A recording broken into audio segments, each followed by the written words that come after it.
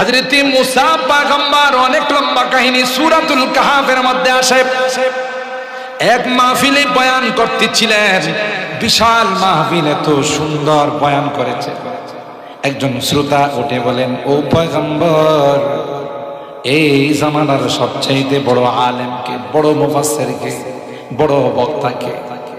হযরত মুসা পয়গম্বর বলেছিলেন, আনা, হ্যাঁ আমি।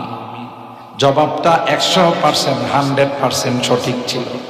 কারণ যারা পয়গম্বর হয়, যারা নবী হয়, তাদের চাইতে বড় জ্ঞানী জামানার কেউ হতে পারে না। কিন্তু জবাবটা আল্লাহর কাছে পছন্দ হয় নাই। আল্লাহ বলেন, এইভাবে কেন বললাম? আমি তোমার চাইতেও তো বড় কোন জ্ঞানী থাকতে পারে। আল্লাহু আকবার বলেন। ও ফাওকা কুল্লি যী ইলমিন আলীম, তোমার উপরে তো কোনো জ্ঞানী থাকতে পারে, তুমি কেন বললা না ওয়াল্লাহু আ'লাম? আল্লাহ ভালো জানেন, ঠিক কিনা বলেন? এই জন্য হযরত মুসা পয়গম্বরকে আল্লাহ বলেন, তুমি যে বললা বড় আলেম, বড় জান্নাওয়ালা, তোমার তো এখনো লেখাপড়াই শেষ হয় নাই। আল্লাহু আকবার বলেন।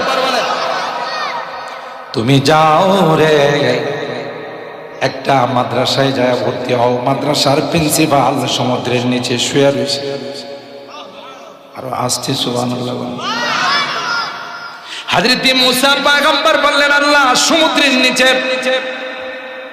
আমি যাব কিভাবে? সমুদ্রের নিচে যাওয়ার কোনো বাহন তো নাই। উপরে চলাচলের বাহন আছে, নিচের কি কোনো বাহন আছে? কথা কয় না। আল্লাহ ডাক দিয়া কয়, মুসা পয়গম্বর, একটা কই মাছ বোনা করে তোমার ব্যাগের মধ্যে রাখ। সমুদ্রের কিনারা দিয়ে, পার দিয়ে, কুল দিয়ে তুমি হাঁটতে থাকবা। যেখানে গিয়ে কয় মাছ জিন্দা হয়ে যায়, ওই মাছটা যাওয়ার যে পথ হবে, ওখানে আল্লাহ বলেন, আমি তোমার জন্য সুরুং পথ করে দিব। মাধবদী এলাকাতে কয় মাছ বোনা করলে তো মাঝে মধ্যে ওইটা দৌড় দেয়, হয় না? কিন্তু আল্লাহ যদি ইচ্ছা করে, হবে না? হবে না? জোরে বলেন, আল্লাহর ক্ষমতা আছে না? হযরত মুসা পয়গম্বরকে বলে দিলেন, যেখানে গিয়ে কয় মাছটা জিন্দা হয়ে সমুদ্রের পথে রওনা দিবে, ওই পথ ধরে যেখানে গিয়ে লাস্ট অফিস স্টেশন যেখানে শেষ হয়ে যাবে, ওখানে গিয়ে দেখবা আমার একজন বান্দা, আমার একজন গোলাম চাদর মোড়াইয়া দুই সমুদ্রের কেন্দ্রস্থলে শুয়ে রয়েছে। আরো আসতে সুবহানাল্লাহ। মুসা নবী তার খাদেম, যিনি পরবর্তীতে নবী হবেন, হযরত ইউশা ইবনে নুন, খাদেম রে নিয়ে রওনা দিছে, বাবা চলো সফরে যাও। সমুদ্রের নিচে একটা মাদ্রাসা আছে, ওখানে ভর্তি হবো। একটা জায়গাতে বিশ্রাম করলেন। বিশ্রামের পর মাঝখানে কয় মাছ জিন্দা হইয়া সমুদ্রের পথে রওনা দিয়ে দিছে। সুবহানাল্লাহ। وَإِذْ قَالَ مُوسَى لِفَتَاهُ لَا أَبْرَحُ حَتَّى أَبْلُغَ مَجْمَعَ الْبَحْرَيْنِ أَوْ أَمْضِيَ حُقُبًا। অনেক দূর চলে গেলেন। মুসা পয়গম্বর খাদিমকে বললেন, বাবা ক্ষুধা লাগছে, নাস্তা বাহির করো। নাস্তা বাহির করতে যাইয়া দেখে কয় মাছ ব্যাগের মধ্যে নাই, কয় মাছ জিন্দা হইয়া সমুদ্রের পথে চলে গেছে। বললেন যে কয় মাছ কয় হুজুর? ক্বালা ফারাআইতা ইয আওয়াইনা ইলা সাখরাতি ফাইন্নী নাসিতুল হুত। হুজুর, ঘুমাইছিলাম যে, তারপরে ওইটা রওনা দিছি, মাছের কথা মনে নাই। হযরত মুসা পয়গম্বর খাদিমকে নিয়ে পিছনের দিকে আইসা দেখি কয় মাছ সমুদ্রের যে পথ দিয়ে চলে গেছে। ফাত্তাখাযা সাবিলাহু ফিল বাহরি সারাবা। আল্লাহ তাআলা ওই রাস্তাটাকে সুরং পথ করে সুরক্ষিত করে রেখে দিয়েছেন। আলি ইব্রাহিম ইন্নাকা হামিদুম মাজিদ। আশপাশের পয়েলটা সরাই দিতে হবে, একবারে দূরে, এখানে রাখাই যাবে না। कर मुनव्वर चश्मे को रूए मोहम्मद से मेरी, कर मुनव्वर चश्मे को रूए मोहम्मद से मेरी, कर मुअत्तर रूह को बूए मोहम्मद से मेरी, बलगल उला।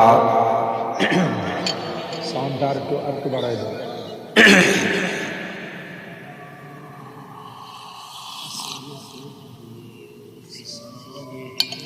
सल्लो अलैहि व आलिहि, दे मुझे इश्क़ मुहम्मद और मुहम्मदियों में गिन, दे मुझे इश्क़ मुहम्मद और मुहम्मदियों में गिन, ओ मोहम्मद ही मोहम्मद विरदो मेरा रात दिन, बलगल उला।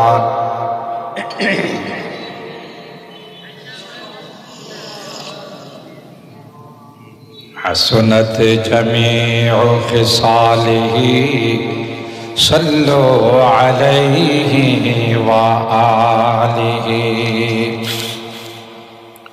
अल्लाहुम्मा सल्लि व सल्लिम दाइमन अबदा अला हबीबिका खैरिल खल्क़ि कुल्लिहिम। এই জায়গাতে একটি মাদ্রাসা রাহাতুন নূর, রাহাত মানে হলো বিশ্রাম, আরাম, আর নূর মানে হলো আলো।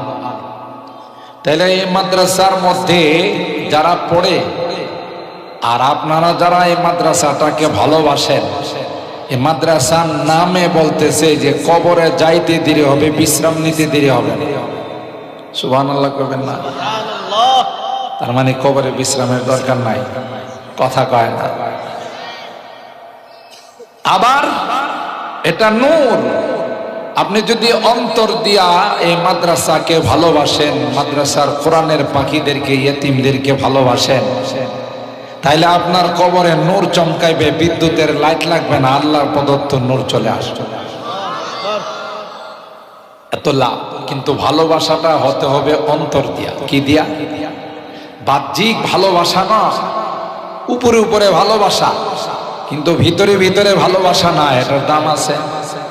আল্লাহ কোরআনে কারীমে সূরা তাহরীমের হযরত নূহ পয়গম্বর, লূত পয়গম্বরের স্ত্রীর মিসাল দিয়েছে। আবার এদিক দিয়ে বিশ্ব সন্ত্রাস মিস্টার ফেরাউনের স্ত্রীর মিসাল দিয়েছে, দৃষ্টান্ত দিয়েছে। আজীব। দরাবাল্লাহু মাসালান লিল্লাযীনা কাফারু ইমরাআতা নূহ ওয়া ইমরাআতা লূত কানাতা তাহতা আবদাইনি মিন ইবাদিনা সালিহাইনি ফাখানাতাহুমা ফালাম ইউগনিয়া আনহুমা মিনাল্লাহি শাইআ وقيل ادخلا النار مع الداخلين। হযরত নূহ পয়গম্বরের স্ত্রীর নাম ছিল ওয়াইলা, লূত পয়গম্বরের স্ত্রীর নাম ছিল ওয়াহেলা। নবীর সঙ্গে ঘর সংসার করছে, বাচ্চা কাচ্চা হয়েছে। নবীর সাথে অন্তরের সম্পর্ক ছিল না, কলবের সম্পর্ক ছিল না, শুধু বাহ্যিক সম্পর্ক ছিল। নবীর স্ত্রী হইয়া বিনা হিসাবে জাহান্নামী, নাউজুবিল্লাহ। কোন নূহ নবী কি ছোটখাটো নবী না বড় নবী? জোরে কর। ৯৫০ বৎসর শুধু উম্মতকে দ্বীনের দাওয়াত দিয়েছে। সুবহানাল্লাহ। কত? সুবহানাল্লাহ। কত বড় জালিলুল কদর পয়গম্বর। নূহ নবীর ম্যাডাম স্ত্রী বিনা হিসাবে জাহান্নামী। নাউজুবিল্লাহ। আর সূর্যের খবর না? নবীর স্ত্রী কই যাবে? এটা কি আমি মোল্লার কথা না কোরআনের কথা? সূরা তাহরিমের আয়াত 10 এবং 11 নম্বর আয়াত আল্লাহ দুইটা এক্সাম্পল পেশ করছে, এটা মেসাল পেশ করছেন বুঝার জন্য। হযরতে নূহ পয়গম্বর 950 বছর উম্মতকে দ্বীনের দাওয়াত দিয়েছেন, কিন্তু ঘরের ম্যাডাম মুসলমান হয় নাই, বরং ওই শয়তান যারা মুসলমান নয় তাদেরকে গিয়ে গিয়ে বলতো নূহের কথা শুনো না, এটা একটা আস্তা পাগল। আসতে না বেশি জোরে কইলে যদি আবার পুলিশ ধরে লিয়ে যায় কথা। স্ত্রী যায় মানুষের কয় যে ইন্নাহু মাজনুন, যে ওনার স্ত্রী কয় নবী নাকি পাগল। বোঝা গেল নবীদেরকে পাগল বলা, নবীদেরকে বিভিন্ন ভাবে গালি দেওয়া, জঙ্গি সন্ত্রাস, এটা নতুন কিছু নয়, এটা আগের থেকে আইছে। কথা বলেন ঠিক কিনা? আর নবীদেরকে যদি গালি দেয় তাদের ওয়ারিস যারা আছে, নায়েবে রাসূল যারা আছে, ওগো ছাড়বে।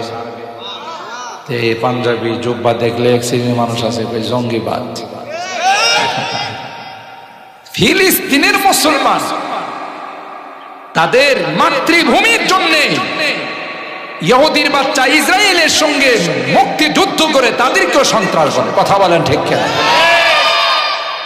নিজের মাতৃভূমির জন্য যদি কেউ যুদ্ধ করে এটা কি সন্ত্রাস না? এটা অধিকার। আমরা আমাদের মাতৃভূমির জন্য যুদ্ধ করি নাই? আমাদের দেশ স্বাধীন করার জন্য হানাদার বাহিনীর সাথে আমরা যুদ্ধ করি নাই? তাই কি আমরা সন্ত্রাস না অধিকার আদায় করছি? আমরা নির্যাতিত, নিপীড়িত, শোষিত ছিলাম, আমরা আমাদের অধিকার আদায় করি। ঠিক ঠিক হামাস রকেট হামলা করেছে তাদের মুক্তিযুদ্ধের জন্য, এটা সন্ত্রাস নয়, এটা অধিকার আদায়। কথা বলেন ঠিক? তো যারা নবীর ওয়ারিস যারা আছে, নায়েবে রাসূল যারা আছে, এদেরকে দেখবেন এক শ্রেণীর মানুষ এই যে মৌলবাদ, জঙ্গিবাদ, সন্ত্রাস। কথা কোন ঠিক? হায় হায় বুঝলো না, কপাল পোড়া। কাদেরকে জঙ্গিবাদ, কাদেরকে সন্ত্রাস?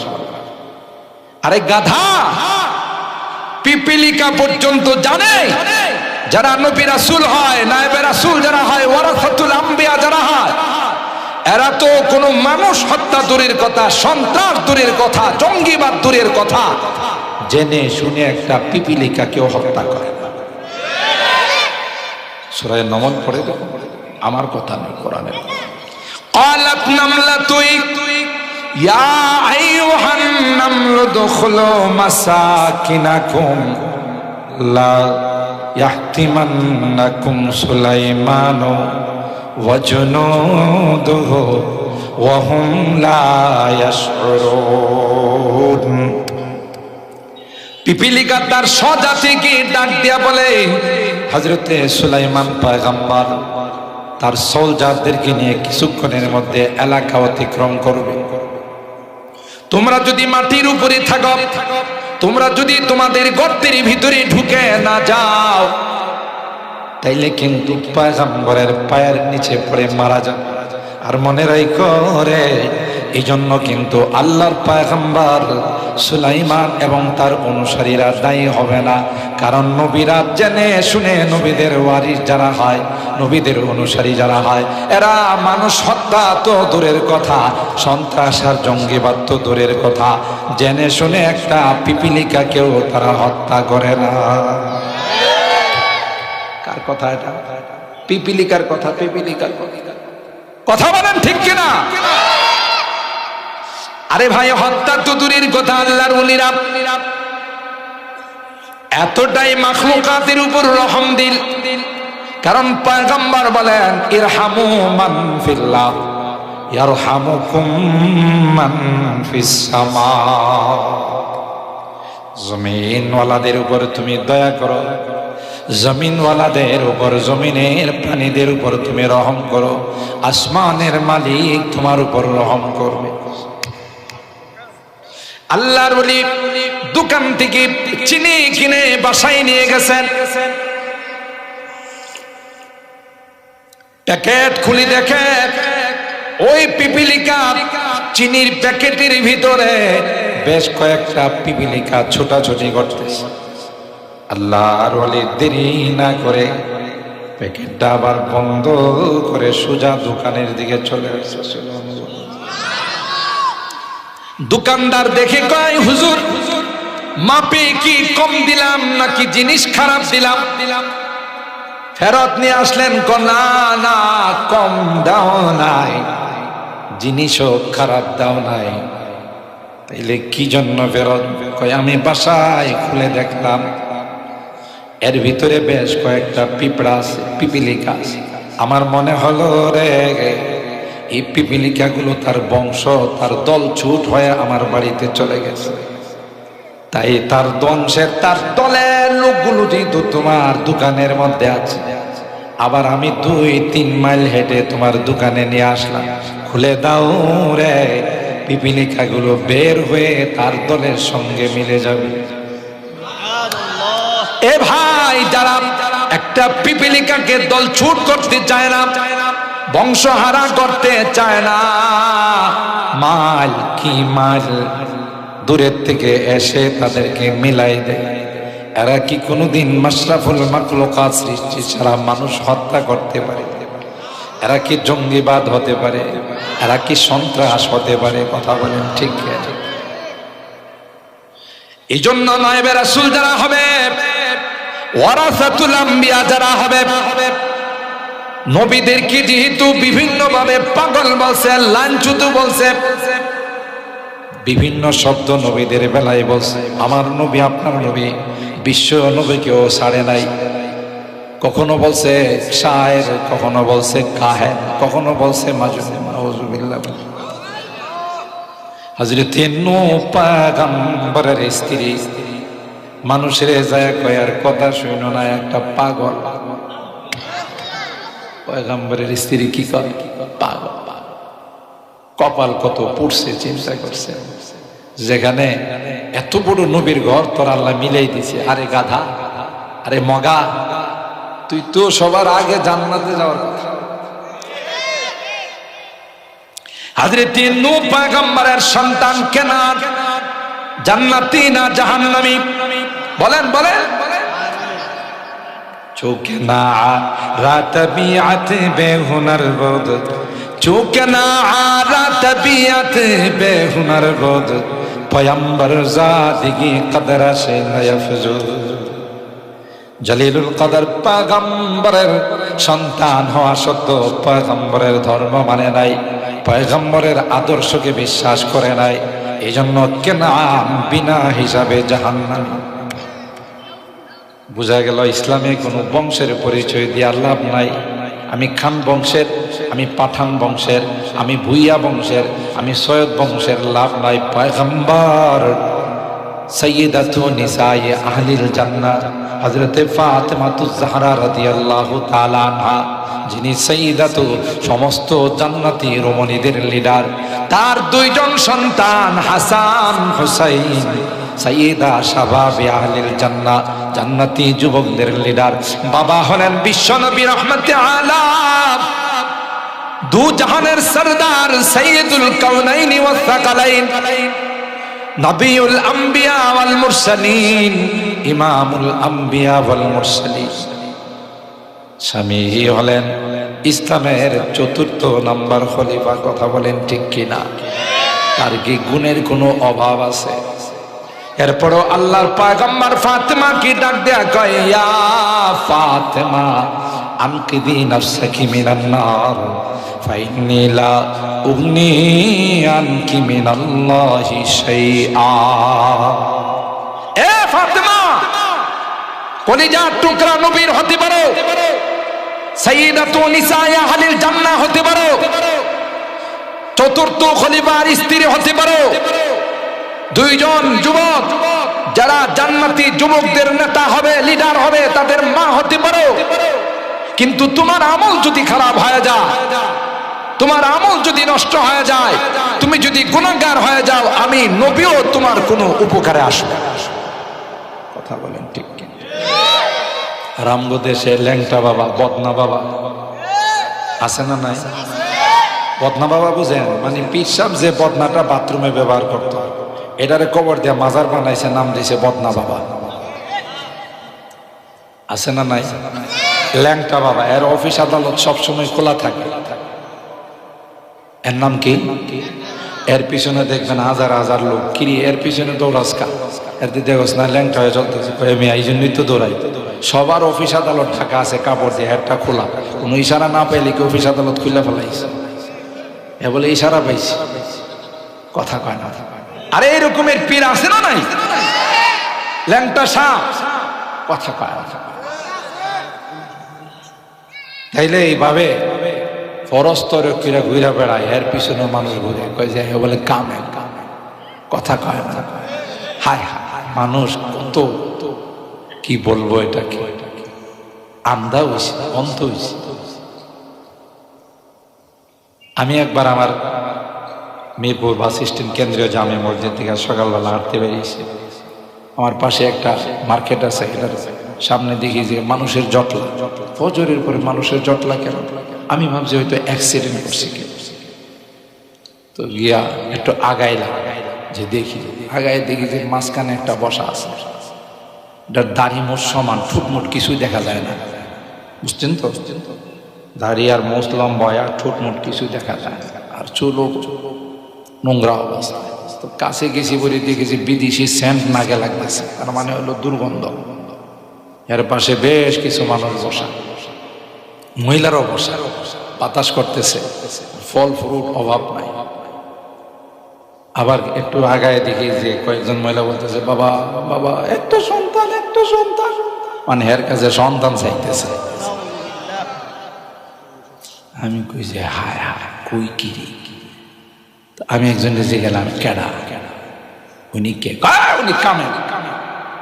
কামেল তো বোঝাই যাইতেছে যে সেন্ট আসতেছে, উনি কি গোসল টোসল করে না? বছরে একবার গোসল করে, এই জন্যই তো ইনটেক সেন্ট বাইরেছে। একটা মানুষ যদি বছরে একবার গোসল করে, হের কাছে যাওয়া যাব, হনুমানের গন্ধ থেকে আরো বেশি খারাপ গন্ধ বেরিব। কথা বলেন ঠিক কিনা?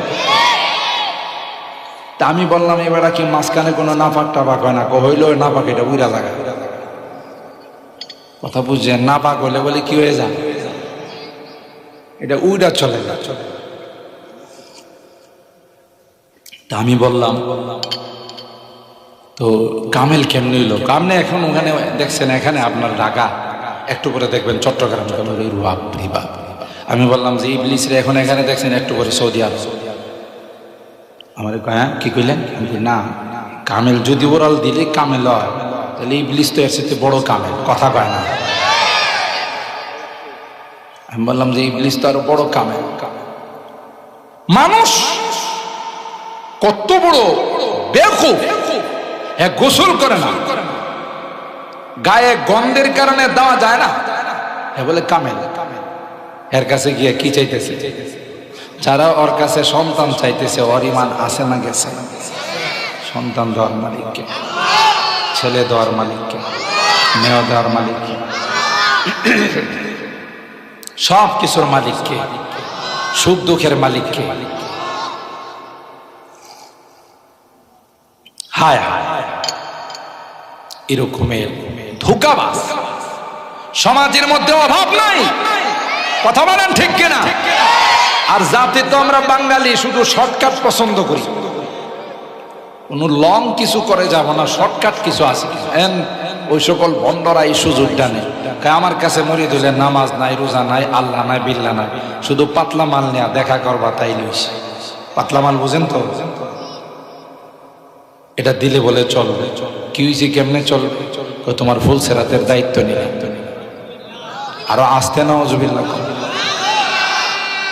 ফুল সেরাতের দায়িত্ব নিছে, যা আছে সব দিয়ালাম, কথা কয় না। তো মরিদের দাওয়াত দিছে, পিসাবের মাঝে মধ্যে মরিদের দাওয়াত দেয় না, মরিদের বাড়িতে যাওয়া লাগে, জমিনের আইল, আর আইলের অবস্থা যখন 12টা বাজে আর আধা ঘন্টা বেশি বাজে, কথা বলেন ঠিক কিনা? আগে তো আইল মোটা ছিল, এখন দুই পাশের জমিনওয়ালা কাটতে কাটতে কাটতে কাটতে এটা আঙ্গুলের। আপনাদের মাদক দিয়ে এলাকা এরকম নাই? অন্য এলাকা হ্যাঁ আছে। এই আইল কাটতে কাটতে এটারে একবারে আঙ্গুলের মতো বানায় ফেলাইছে।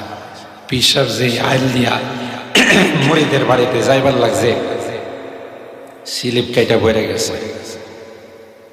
আইল চিকন্ত স্লিপ কাইটা মুড়িদের টনক নড়ে গেছে। কিরি আমাদের হোলসেলারদের দায়িত্ব নিয়েছে, আর হুজুররা ওমর ফারুক সাহেব হুজুর সহ আর বড় বড় হুজুররা মসজিদে বয়ান করে, বিভিন্ন মাহফিলে বয়ান করে। হুজুররা কই হোলসেলারদের বলে চুলের চেয়েও চিকন আর হীরার চেয়েও ধার, আইলটা তো চুলের চেয়ে মোটা। কথা কয় না। এই ভন্ডের বাচ্চা আইল পার হইতে পারে না, স্লিপ কেটে পড়ে যায়। হোলসেলার পার করবো কোথেকে? চোর পাকড়া গায়ে। কথা কয় না। ধরা পড়ছে না? পড়ছে না। একেবারে সব মুরিদরা জায়গাতে সাইজ করছে। ভন্ড কোথাকার, আইল দিয়া যাইতে পারিস নাই তুই হোলসেলার পার করবি? কথা কয় না। বুদ্ধিমান হলে ধরা। দেখবেন কিছু কিছু পীর আছে মনের নামাজ বড় নামাজ। কথা কয় না। মনের ইবাদত বড় ইবাদত, দেখাইয়া কোনোদিন ইবাদত করি না। এ বলে দেখাই ইবাদত করি না। এর যদি আমি কোরআন হাদিস দিয়া বুঝাইতে যান, এবারে মোল্লারা তো শরীয়ত জানে আছে মারিফত লয়া। এ বলে মারিফত লয়া আছে, মারিফত না মরার পর মনের নামাজ। আচ্ছা নামাজ কি মনে মনে পড়া যায়? ওরে আপনি কোরআন হাদিস দিয়া বুঝাইতে পারবেন না। ওরে ভালো একটা বট গাছের মধ্যে বাঁধতে হবে, তাও চিকন চাকন রশি দিয়া নয়, লঞ্চের মোটা মোটা রশি দিয়া মারছি। কথা কয় না। লঞ্চের মোটা রশি দিয়া।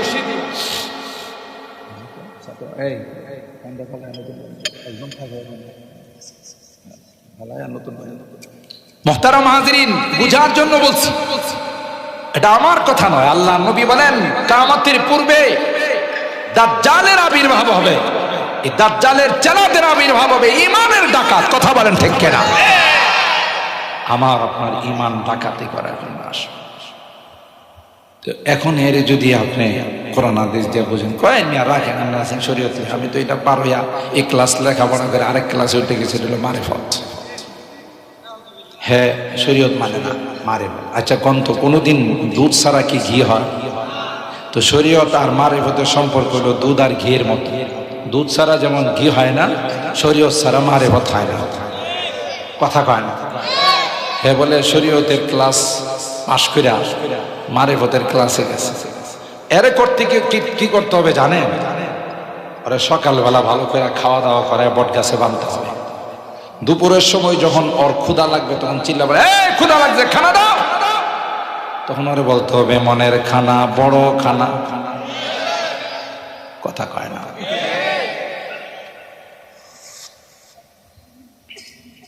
যদি কয় ভাই ক্ষুধা লাগছে কেন ভাই, তুমি কি সকালবেলা খাও নাই? মনের খানা বড় খানা, ঠিক কিনা বলি? যেইসা কুকুর এসা, যেমন মুরিদের স্ত্রী পীর সাহেবের জন্মে শিক্ষা দিছিল, পীর সাহেব মুরিদের বাড়িতে যায় উজু করতেছে। কথা বুঝছেন কিন্তু ভালো, উজু করতেছে। উজু করার এক ফাঁকে হঠাৎ করে লাঠি হাতে নিয়ে কহস। সবাই অবাক, খিরি এনে কোনো কুকুর নাই, বিড়াল নাই, মোরগ নাই, কিছু নাই। হে তারাই লুকি। বুঝতেছেন কথা? উজু শেষ হয়েছে পরে একজন মরিদ কো, খাজা বাবা, গাঞ্জা বাবা, কেবলা বাবা, হ্যাঁ আপনি কি তাড়াইলে? আমরা তো কিছু দেখব না। তোদের কি মারিফতের চোখ আছে? না বাবা, না বাবা নাই। আমি যখন উজু করতেছিলাম তখন খানায় কাবার ভিতরে কুকুর ঢুকতেছিল। আসতে না অজুবিল্লা কোন আসতে না। ভণ্ড কি দেখছে? আপনারা যারা হজ উমরা করছেন, যারা জান না, এরা করতে পারবে। কাবা শরীফের দরজাটা কি উঁচা না নিচা? দেখেন না ছবির মধ্যে? যারা জান নাই তারা তো লাইভে ছবিতে দেখেন অনেক উঁচা, হাত দেওয়া নাগাল পাওয়া যায়। কাবা শরীফের ভিতরে বলে কুকুর না, তাহলে কুকুরটা কত লম্বা হইব? কথা কয়। দুই নাম্বার হলো গোটা মক্কা আনাচে কানাচে তালাশ করলে একটা কুকুর পাবেন না। বিড়াল আছে, কুকুর নাই, ঠিক না? ওখানে কুকুর আইলো কেমন, আবার আইসে ওখানে ঢুকতেছিল, বাংলাদেশ থেকে হুশ করছে গেছে কথা কয়। যেই কথা কইছে যারা অন্ধ বাবা মানে পায়ে পয়রা চুমু খাওয়া শুরু করছে, আরে বাপরি বাপ কেমন কামেল বাবা, বাংলাদেশ থেকে মক্কা শরীফের কুকুর তারা, বুঝেন নাই? অন্ধ যেগুলো এগুলো তো পায়ে পয়রা চুমু খাওয়া শুরু করছে, আরে বাপরি বাপ কামেল বাবা, গাঞ্জা বাবা। কথা বলেন ঠিক কিনা? মুরিদের বউ এই ঘটনা শুনছে। খানার যখন টাইম হয়েছে, সংক্ষেপে বলতেছে, খানার যখন টাইম হয়েছে, তা আগে তো মানুষের প্লেটের মধ্যে পোলাও দিত, সাথে করে একটা কই মাছ বোনা করে দিত, এটা আগে ভিতর থেকে দিয়ে দিত। তো সবাইরে প্লেটের মধ্যে একটা একটা করে কই মাছ দিতেছে আর পোলাও দিতেছে, পীর সাহেবের প্লেটটা দেয় না। আচ্ছা বলুন তো দেখি, পীর সাহেবের আগে যদি মুরিদরে দেয়, পীর সাহেবের ইগুতে লাগবে না লাগবে না? পীর সাহেবের মাইন্ডে লাগবে না লাগবে না? পীর সাহেব তো চোখ মুখ লাল করে, লাল ব্যাটারি করে বালাইছে, মুরিদরে কয় তার মানে আমার না দেয়া ওদের দিতেছ, তোর খবর আছে। মুরিদে তার বউরে কয় পীর সাহেবের প্লেটটা কয় এটা খানদানি প্লেট, সাজাইতে একটু দেরি হইতেছে।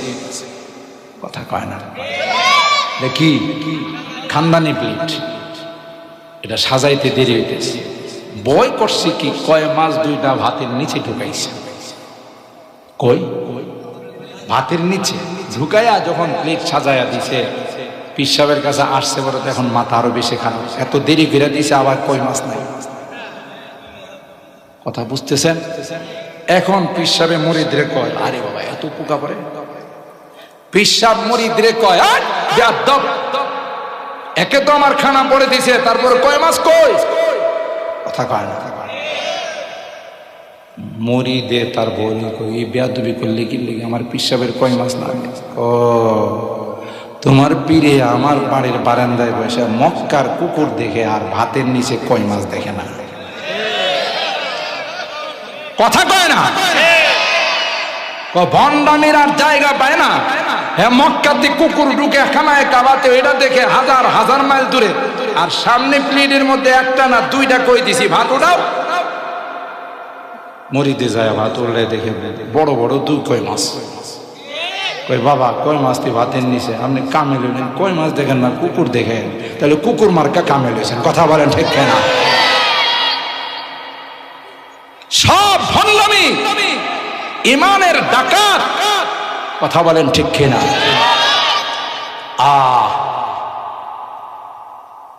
হযরত নূহ পয়গম্বর সন্তানকে ডাক দিয়া বললেন, ইয়া বুনাইয়ার কাম মা'ানা ওয়ালা তাকুম মা'আল কাফিরিন।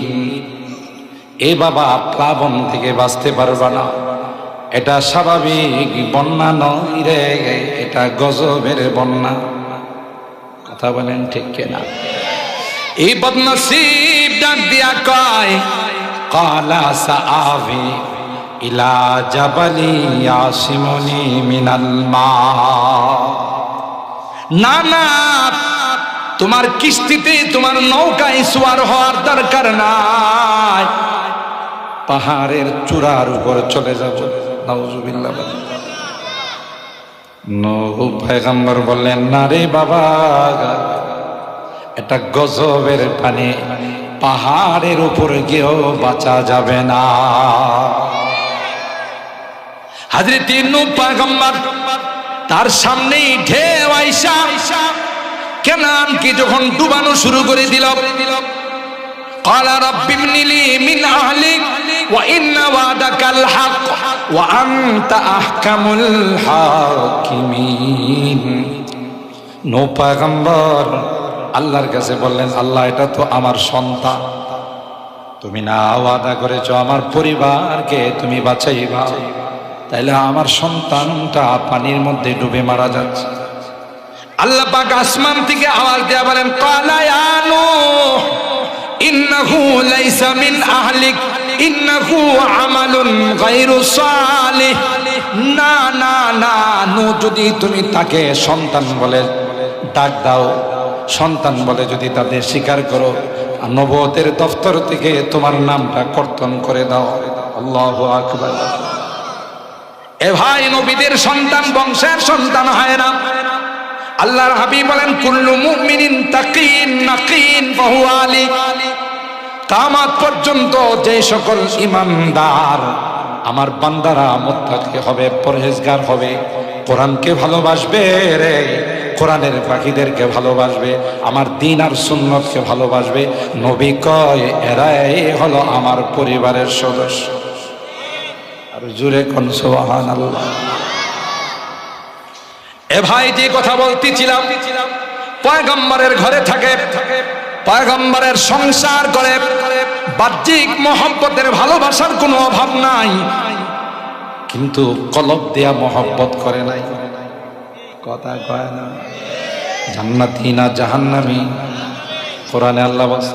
অপর দিকে আল্লাহ ডাক দেয়া কয় বিশ্ব সন্ত্রাস ফেরাও নিজের ক্ষমতা টিকিয়ে রাখার জন্য লক্ষ লক্ষ বনি ইসরাইলের ছেলে সন্তানদেরকে হত্যা করছে। হে মুসলমান, মনে রাখেন, পৃথিবীতে যারাই ক্ষমতা পাকাপোক্তা করার জন্য, ক্ষমতা টিকিয়ে রাখার জন্য মানুষ হত্যা করে, এরা ফেরাউনের বংশধর। এই যে কোরআনে বলে, ফেরাউন তার ক্ষমতা টিকিয়ে রাখার জন্য বনি ইসরাইলের লক্ষ লক্ষ সন্তানকে হত্যা করেছিল।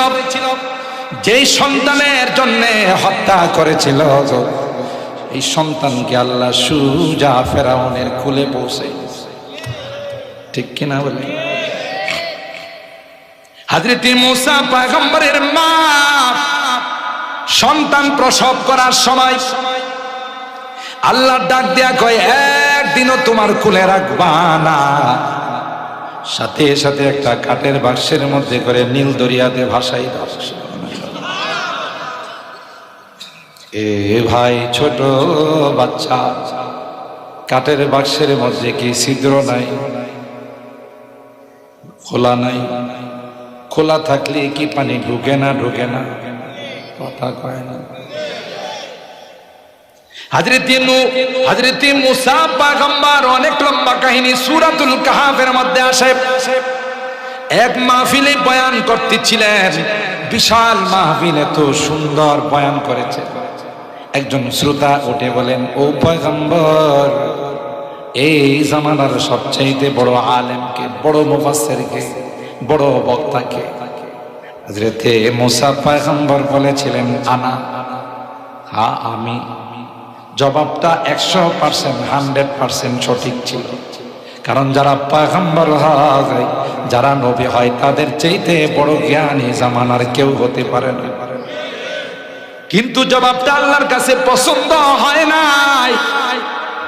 আল্লাহ বলেন, এইভাবে কেন বললাম? আমি তোমার চাইতেও তো বড় কোন জ্ঞানী থাকতে পারে। আল্লাহু আকবার বলেন। ও ফাওকা কুল্লি যী ইলমিন আলীম, তোমার উপরে তো কোনো জ্ঞানী থাকতে পারে, তুমি কেন বললা না ওয়াল্লাহু আ'লাম? আল্লাহ ভালো জানেন, ঠিক কিনা বলেন? এই জন্য হযরত মূসা পয়গম্বরকে আল্লাহ বলেন, তুমি যে বললা বড় আলেম, বড় জান্নাওয়ালা, তোমার তো এখনো লেখাপড়াই শেষ হয় নাই। আল্লাহু আকবার বলেন। তুমি যাও রে, একটা মাদ্রাসায় যায় ভর্তি হও। মাদ্রাসার প্রিন্সিপাল সমুদ্রের নিচে শুয়ে রয়েছে। আরো আসছে সুবহানাল্লাহ।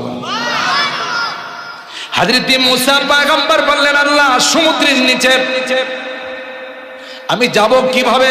সমুদ্রের নিচে যাওয়ার কোনো বাহন তো নাই। উপরে চলাচলের বাহন আছে, নিচের কি কোনো বাহন আছে? কথা কয় না। আল্লাহ ডাক দেয়া কয়, মূসা পয়গম্বর, একটা কয় মাছ বোনা করে তোমার ব্যাগের মধ্যে রাখবে। সমুদ্রের কিনারা দিয়ে, পার দিয়ে, কুল দিয়ে তুমি হাঁটতে থাকবা। যেখানে গিয়ে কয় মাছ জিন্দা হয়ে যায়, ওই মাছটা যাওয়ার যে পথ হবে, ওখানে আল্লাহ বলেন, আমি তোমার জন্য সুরুং পথ করে দিব। মাধবদী এলাকাতে কয় মাছ বোনা করলে তো মাঝে মধ্যে ওইটা দৌড় দেয়, হয় না? কিন্তু আল্লাহ যদি ইচ্ছা করে, হবে না? হবে না? জোরে বলেন, আল্লাহর ক্ষমতা আছে না? হযরত মূসা পয়গম্বর কি বলে দিলেন, যেখানে গিয়ে কয় মাছটা জিন্দা হয়ে সমুদ্রের পথে রওনা দিবে, ওই পথ ধরে যেখানে গিয়ে লাস্ট অফিস স্টেশন যেখানে শেষ হয়ে যাবে, ওখানে ওখানে গিয়ে দেখবা আমার একজন বান্দা, আমার একজন গোলাম চাদর মোড়াইয়া দুই সমুদ্রের কেন্দ্রস্থলে শুয়ে রয়েছে। আরো আস্তে সুবহানাল্লাহ। মুসা নবী তার খাদেম, যিনি পরবর্তীতে নবী হবেন, হযরত ইউশা ইবনে নুন, খাদেম রে নিয়ে রওনা দিছে, বাবা চলো সফরে যাও, সমুদ্রের নিচে একটা মাদ্রাসা আছে, ওখানে ভর্তি হবো। একটা জায়গাতে বিশ্রাম করলেন, বিশ্রামের পর মাঝখানে কয় মাস জিন্দা হইয়া সমুদ্রের পথে রওনা দিয়ে দিছে। সুবহানাল্লাহ। ওয়াইদ ক্বালা মূসা লিফাতাহু লা আবরা হাত্তা আবলুগা মাজমাআল বাহরাইনি আও আমদিয়া হুকুবা। অনেক দূর চলে গেলেন মুসা পয়গম্বর খাদিমকে বললেন, বাবা ক্ষুধা লাগছে, নাস্তা বাহির করো। নাস্তা বাহির করতে যাইয়া দেখে কয় মাছ ব্যাগের মধ্যে নাই, কয় মাছ জিন্দা হইয়া সমুদ্রের পথে চলে গেছে। বললেন যে কয় মাছ কয় হুজুর? ক্বালা ফারাইতা ইয আওয়াইনা ইলা সাখরাতি ফাইন্নী নাসিতুল হুত।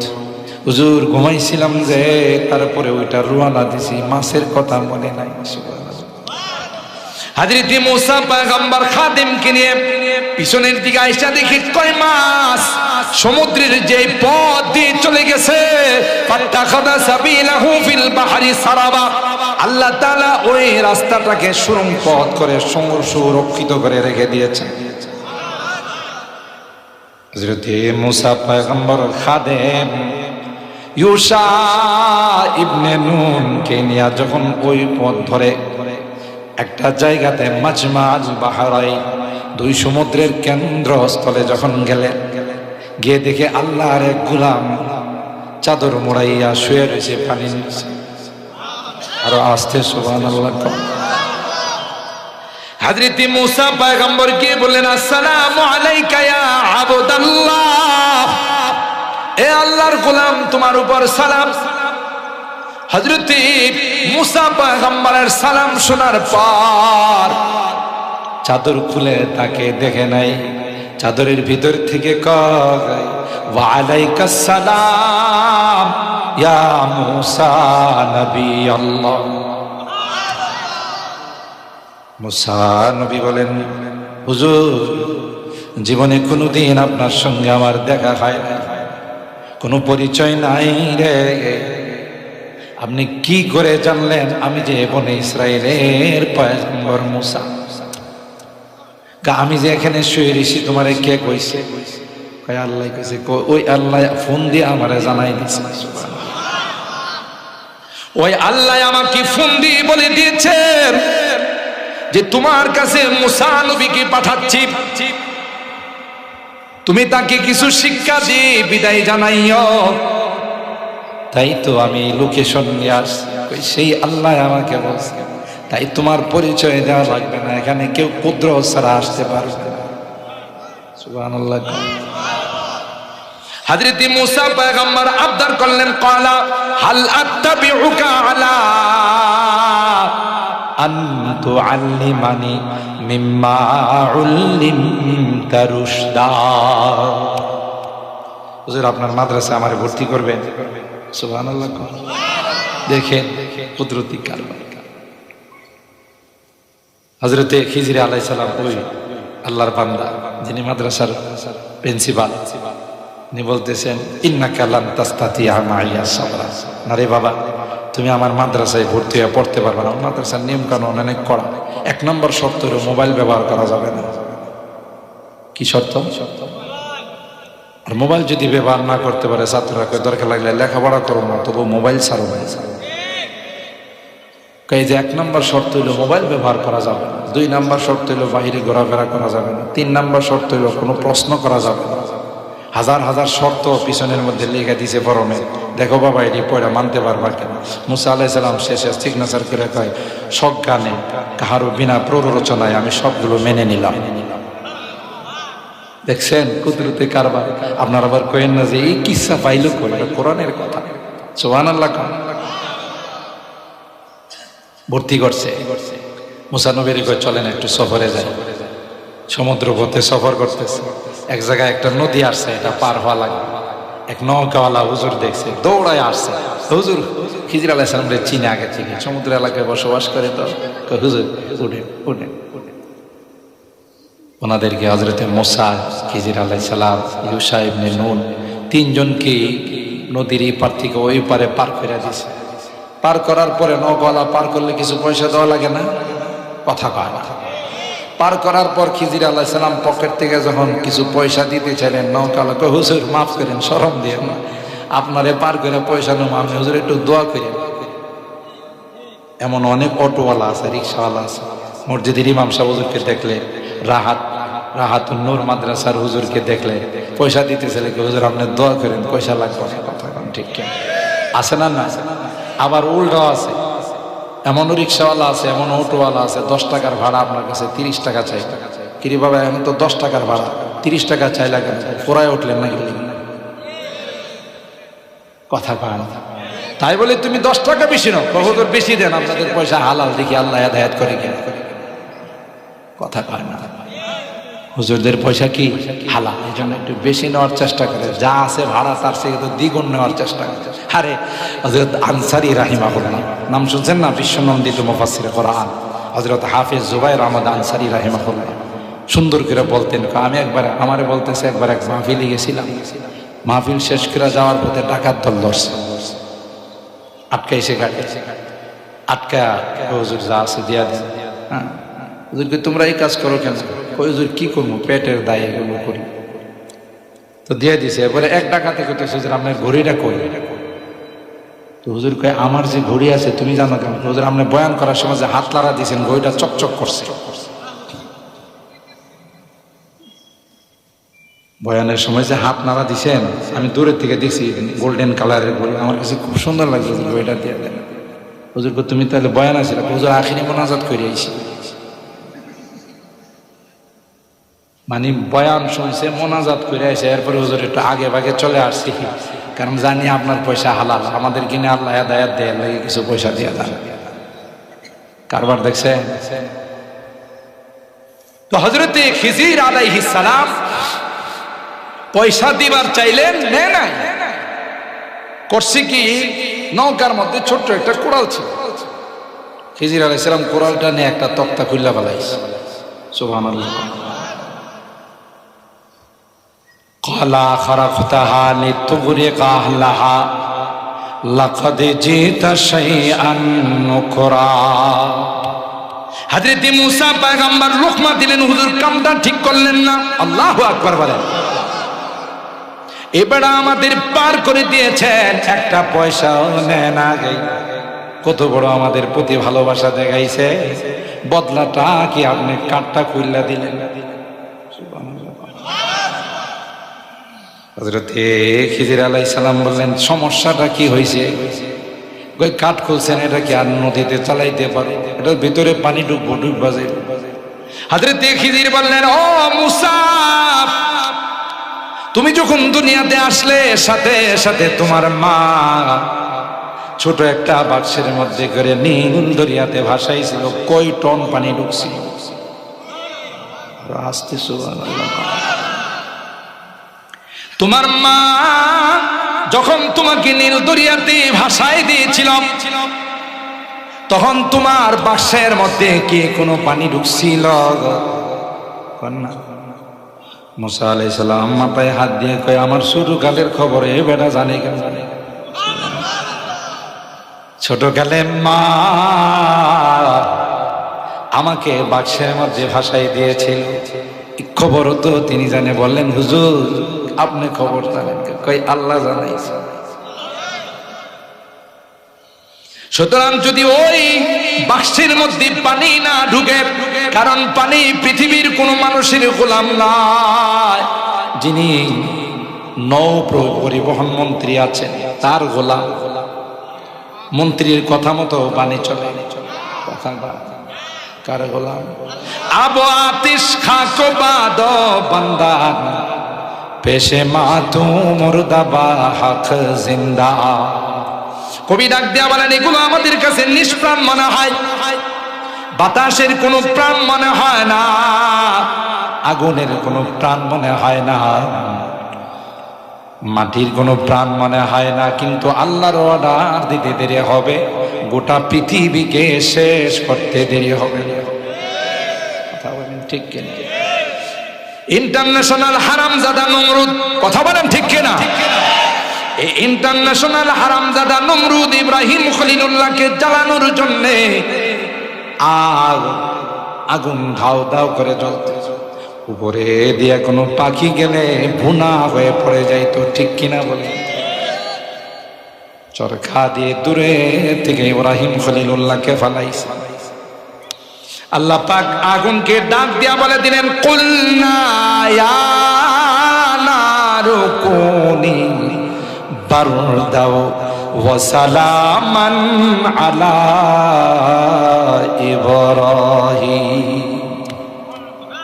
এ আগুন, তোমার কাছে কিন্তু আমার খলিল মেহমান হয়ে আসতেছে, সাবধান। খলিলকে জ্বালাইবে তো দূরের কথা, রশিটা দিয়ে যে বান দিছে, বানটা পোড়াই দিবে, বানের নিচে একটা পশমকেও স্পর্শ করতে পারবি না। আর জোরে সুবহানাল্লাহ। হযরত ইব্রাহিম আগুনের মধ্যে গেলেন, আগুনকে আল্লাহ তাআলা ফুল বাগিচা বানাই দিলেন। আল্লাহু আকবার বলেন। আগুনে কার কথা শুনে? হারামজাদা, ইন্টারন্যাশনাল হারামজাদা চেয়ারের মধ্যে বৈশা ঘাটটা উঁচু করে কই কিরি, এই আগুনে দিয়ে ইব্রাহিমের সঙ্গে খুশ গল্প করে। ইব্রাহিম আলাইহিস সালামের আগুন কই, হুজুর অনেক কষ্ট হয়েছে, কোল্ড কফি খাবেন না হট কফি খাবেন? সুবহানাল্লাহ। হুজুর নাস্তা কি দিব, আগে ফল দিব না খানা দিব? সুবহানাল্লাহ। হারামজাদা কয়, জ্বালাইলাম আমি, তেল দিলাম আমি, পেট্রোল দিলাম আমি, হেদি মিতালি করে আরেকবার আসা। সুবহানাল্লাহ। এবার হারামজাদা ডাক দিয়া বলে, এ আগুন, এ হারামজাদা, আমার তেল দিয়ে আমার লাকড়ি দিয়ে তোকে জ্বালাইলাম, তুই দিয়ে আমার দুশ্মনের সাথে দুশ্মনী করিস, আমার দুশ্মনের সঙ্গে মিত্রতা, দুশ্মনের সঙ্গে তোর দোস্তি হয়ে গেছে। কিরে, জ্বালানোর ক্ষমতা কি তোর চলে গেছে নাকি? এমনি আল্লাহর কসম, আল্লাহ পাক আগুনের জবান খুলে দিলেন। আরো আস্তে সুবহানাল্লাহ। আগুনের জবান আল্লাহ খুলে দিলেন। আগুন তখন ডাক দেয়া কয়, এ হারামজাদা, আমি তোর গোলাম নই রে, আমি তো আল্লাহর গোলাম। আমার মধ্যে পাওয়ার আছে না নাই? তুই একটু আগায়, বেশি আগাইতে হইব না, চেয়ারটার থেকে শুধু নাম টান দিয়ে আমি নিয়ে আল্লাহু আকবার। কারণ আমি তোর গোলাম নই রে, আমি তো আসমানের মালিকের গোলাম, ঠিক কিনা বলে? আমার ভাইরা, পানিও কার গোলাম? পানিকে আল্লাহ নিষেধ করে দিয়েছে। খেলতে খেলতে ঢেউগুলো ফেরাউনের বাসায় লাগে, ফেরাউনের চাকর চাকরানীরা ফেরাউনের বাসায় নিয়ে গেছে। নিয়ে যাওয়ার পর হযরতে আসিয়া বললেন, কুররাতু আইনিন লি ওয়া লাক লা তাকতুলুহু আসা আইয়ান ফাআনা আও নাত্তাখিদাহু ওয়ালাদা ওয়া হুম লা ইয়াশউরুন। আসিয়া বললেন, ফেরাউন, আমাদের সংসারের মধ্যে কোনো ছেলে সন্তান নাই, আসমানের মালিক বড় দয়া করে সুন্দর ফুটফুটে একটা বাচ্চা বানিয়েছে, চলো রে এটারে আমাদের সন্তান বানাই, এটা আমাদের চোখের শীতল হবে, কলিজার টুকরা। আসিয়ায় কথা বলার পর ফেরাউন কয়, তুই কারে বাচ্চা বানাইবি? এটা কুত্তিকে আসছে, বাপ দাদার নাম নাই, চানমুল্লার বিয়াই। কথা কয় না, কারণ ওর মনে তো আগে থেকে ভয় ঢুকে আছে। কথা কয় না। আমার ভাইরা, আল্লাহ পাক হযরত মুসা পয়গম্বরকে ওই ফেরাউনের বাসায় লালন পালন করাইলেন। আসিয়া তাকে কলিজার টুকরা বানাইলেন। আল্লাহ ডাক দেয়া কই, আসিয়া, নবীকে মহব্বত করছো, আমি আল্লাহ দুনিয়াতে থাকতেই তোমার জান্নাতের মাকাম দেখাবো। জওজায়ে ফিরআউন হুয়ে তাহেরা, জওজায়ে ফিরআউন হুয়ে তাহেরা, আহলিয়া লোতে নবী হো কাফেরা। কুদরতি কারবার দেখে বিশ্ব সন্ত্রাস নিজে খোদা দাবি করছে, কথা খায় না। আর তার স্ত্রী হলো আল্লাহর কাছে সবচেয়ে পেয়ারা বান্দা। আসিয়ার বিয়ে হবে আমার নবীর সঙ্গে, সুবহানাল্লাহ। জোরে জওজায়ে ফিরআউন হুয়ে তাহেরা, আলিয়া লোতে নবী হো কাফেরা, ज़ादाए आदर खलीलुल्लाह हुआ और किनानों का गुमराह हुआ। आजर मूर्ति बनाया बनाया साफलाई दे, तार घरे अल्लाह मुस्लिम मिल्लतेर रूहानी पिता इब्राहिम के पाठाइছে। कुदरती कारबार देखছে। আসিয়া অন্তর দিয়া মহব্বত করত মুসা নবীর, ফেরাউনকে নয়। এই জন্য ফেরাউন যখন আসিয়াকে শাস্তি দেওয়ার সিদ্ধান্ত নিল, তখন আসিয়া আল্লাহর কাছে বললেন, আল্লাহ আমি মানুষের সামনে বেইজ্জত হতে চাই না, ও আমাকে শাস্তি দেওয়ার আগে আমাকে জান্নাতে নিয়ে যাও। আল্লাহ আসিয়ার দোয়া কবুল করে দুনিয়ার জমিনে আল্লাহ আসিয়াকে জান্নাতের মাকাম দেখাইছে। সুবহানাল্লাহ।